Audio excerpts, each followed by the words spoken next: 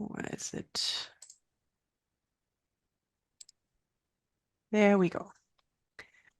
So yeah, I'm coming to you from Berlin Hohenschönhausen, from the Stasi prison, former Stasi prison, which you see on this photo. This is a property that was first used by the Soviet occupied in the Soviet occupied zone in the late 1940s, and later handed over to the Stasi, who was running their remand center for political prisoners here. That means people who were incarcerated here were accused of political crimes and invested against them. Half of this building contains offices for interrogations. And so in the first few years, there was a lot of physical violence involved in that as well. But later it was mostly psychological methods, white torture applied. So sleep deprivation was a big topic, sensual deprivation, manipulative interrogation methods, all those things. Yeah, so run by the Ministry of State Security, the secret police of East Germany, the German Democratic Republic. So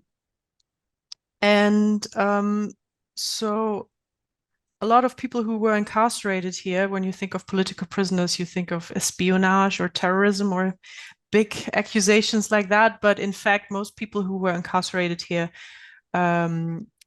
were trying to leave the country. So flight was a big topic. Other people who helped other people escape the communist regime ended up here. And other accusations were stuff like political agitation, so publicly criticizing the socialist regime, those kind of things. And I'd like to give you a quick overview how we do educational work here at the Memorial. So we have a wide array of offers and two big assets, one of which is, of course, the historical place itself. You know, we have this building that is very impressive in a way. And we do a lot of guided tours run by contemporary witnesses. So former inmates give those tours. We have about 30 people who were former inmates, and additionally about 60 historians who give those tours here. And so you can say, like, the work with contemporary witnesses is kind of a cornerstone of our educational programs, not just the tours, but in general. Here's a little overview of some of the things we do, like the public guided tours I mentioned before. We have an exhibition here. We have an office that gets schools in contact with former inmates. So we have presentation at schools where people travel to schools all over the country to get into conversation with students. And we have a wide variety of workshops where schools, where classes come for the full day. They get a tour here as well, and different topics that we offer. So here on the picture, you see an art workshop that we hold. So through the medium of art to get in touch with the topic of prosecution and violence by the communist regime. But we have different topics as well, like growing up in GDR is something that we do, political imprisonment, focusing on this. Or we also do tandem seminars where one historic contemporary witness, so one former inmate and one refugee from Syria, doing a tour together and kind of bringing this comparison. And the project that I'm working for, the virtual excursions, that I want to get into detail a bit more, which consists of two different like workshop models. One is a 3D model of the prison that we built, which gives students the opportunity to visit the prison without like physically coming here. Because for a lot of schools, this is kind of a big obstacle, you know, to go on a school trip to Berlin to visit this place. So we built this to give students at least the chance of an impression of this place, and for teachers to have something to incorporate into their history lessons.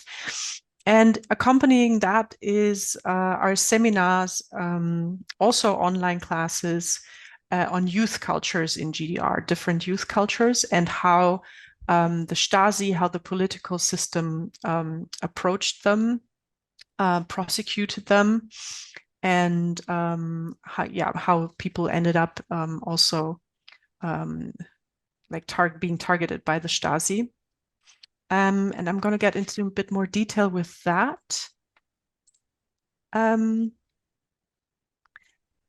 So these are the two formats that we offer. Here, the subcultures that we're like dealing with in those online workshops are the punk scene in East Berlin, the environmental movement. No? Environmental pollution was a big issue in GDR, and there was a like a subcultural activist movement working around those topics, very closely linked to the peace movement as well.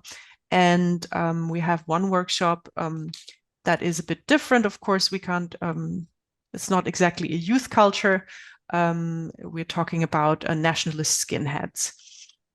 And, but starting with the 3D tour, I brought a little, a clip where you get a little impression of this 3D environment that we're doing with the students.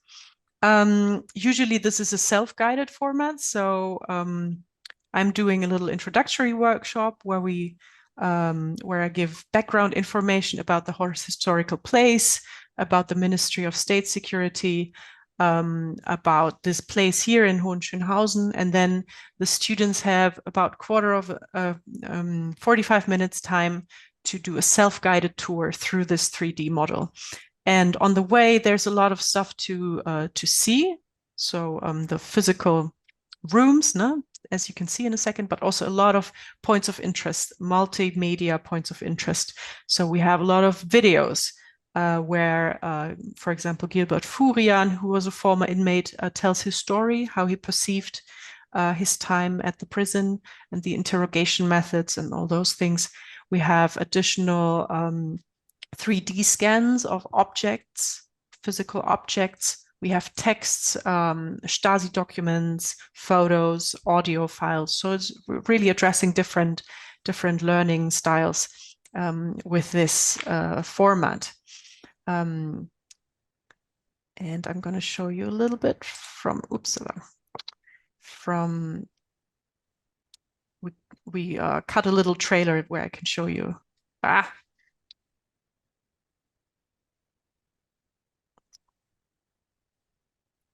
But there's one menu on top of the play button.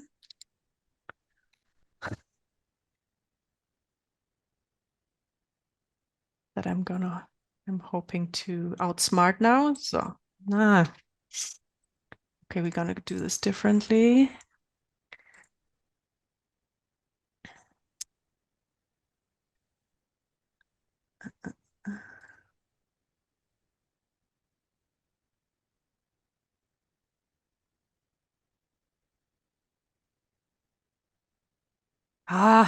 Sorry.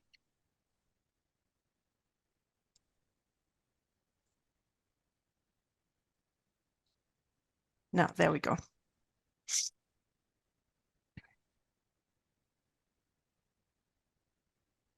So at first the students find themselves in this kind of explanatory intro, and then start into the prison, which looks like this.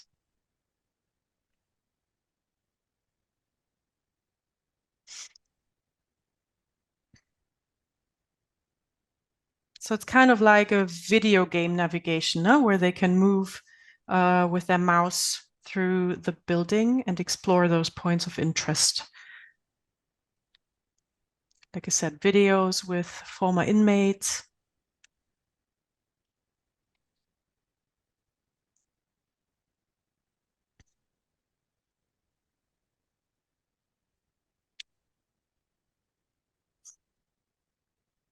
And after this trip, after they come back, after this 3D round trip, we meet again, and there's space for questions. There's usually plenty of questions that the students come back with.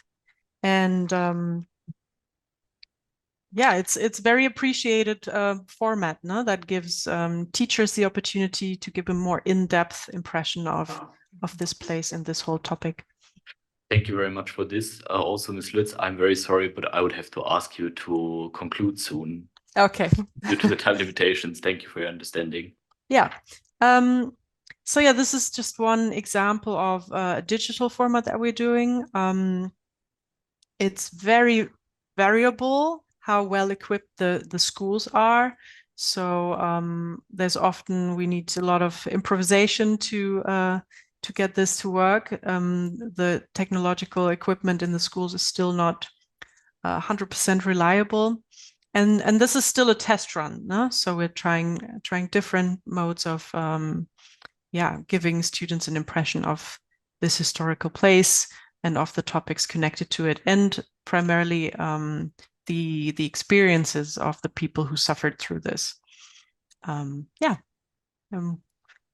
Leave it at that, I suppose. Thank you.